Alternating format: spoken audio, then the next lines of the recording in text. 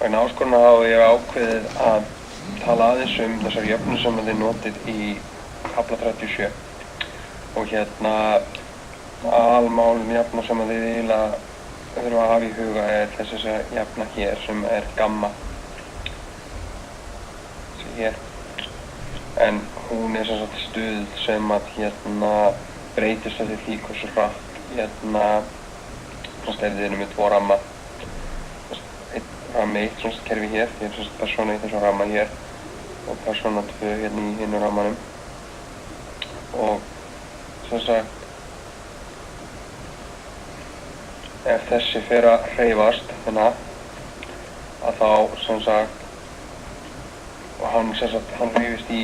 60 sekúndur munið þá lengist tíminn hjá þessum hér fer þessi tími að lengjast hér þannig að ef þetta er delta t0 þá er þetta delta t þannig að það verður stærra en delta t0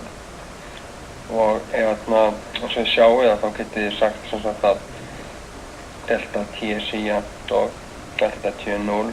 deilt í stöðulinn 1 mínus u í öðru deilt í c í öðru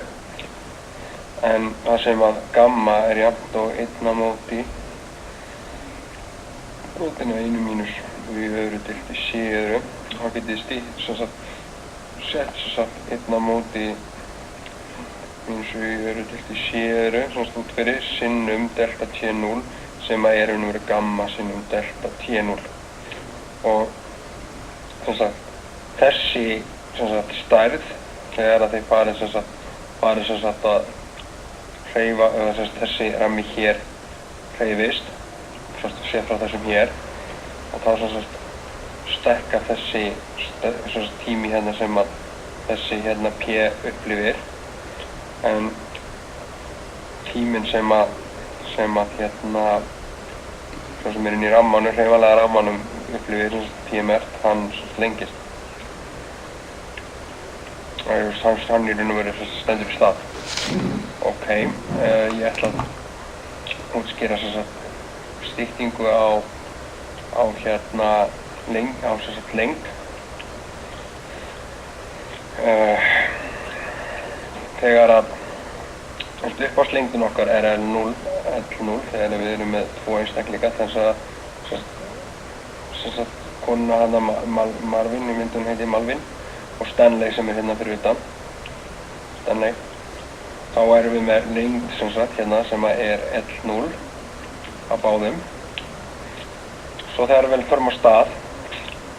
með Malvin og þá sé Stanley L0 styttist í raun og veru með gamma það er að segja öfugu gamma þannig að L verður jafnt og upphafslengdin deilt í gamma sem er þá í raun og veru gerir það að L verður minna en L0 og það sem við okkur finnst okkur finnst eins og að þessi stöng styttist og þá hef ég lokið útskýringunni á þessum jöfnum en endilega sendið mér póst ef þið viljið frekari útskýringar af hverju öðru í svona kalla.